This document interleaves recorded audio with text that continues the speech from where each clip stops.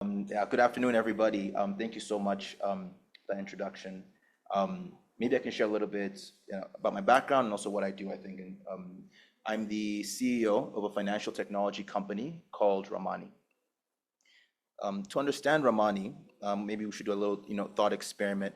Do you all know the process of getting a business loan from a bank in Africa, right? What would you have to do? Let's say you want a business loan. You go to Bank A. Say you're in Tanzania, you would go to NMB. You would, stand in line. You'd form a relationship with a relationship manager at the bank, and you'd apply. Then you'd go to another bank, Bank B, right? Stand in line, form a relationship with a relationship manager, and apply. And if you're not tired, maybe you go to another bank, Bank C, form a relationship with a relationship manager, maybe give them a little thank you, right? Apply. And now you can get maybe loan offers from 3 different banks. Okay? It's an arduous process, it's long, and you don't really get that many options. But imagine if you had a single ID, let's call it a Ramani ID, where you would submit all the KYC for your business into one place, all your bank statements, all your trading history into one place, and that single place verifies everything and scores it. And then all the banks in the country plug into that central place and use that data and then give you a bank loan. Now you get an offer from 7 banks, from 10 banks. What would that do for financial inclusion? What would that do for giving you access to the best price and the best services? That's what we're building at Ramani, a financial marketplace for small businesses. To get here, we had to, first of all, prove that we can lend to small businesses. So for the past 4 years, we've been lending from our own balance sheet, which was a story told very well by Reginald here.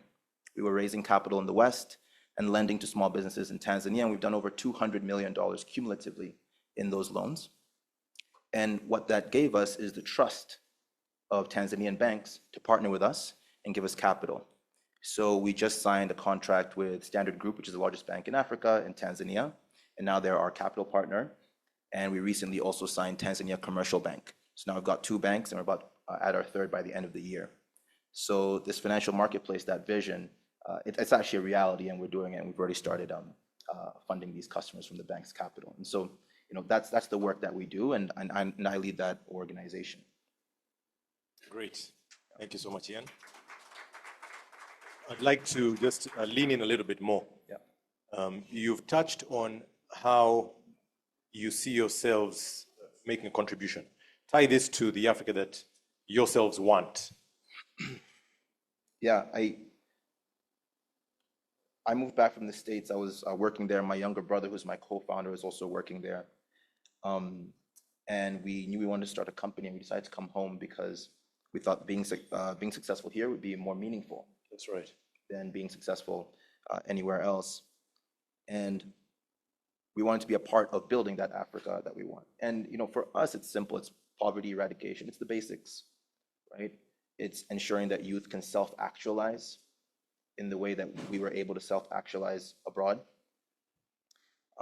We want to build an Africa where people can own property, own land, not the richest people with access to the right people in the institutions, but the average person can actually own land and trade land and have it grow in value and build wealth for their families. Yes. And I'm talking about not for the super smart. I mean, all of you can build ownership for your families, but what about the service workers and the middle and lower class? How do they build ownership and wealth for their families? And so for me, it's an Africa that's pragmatic.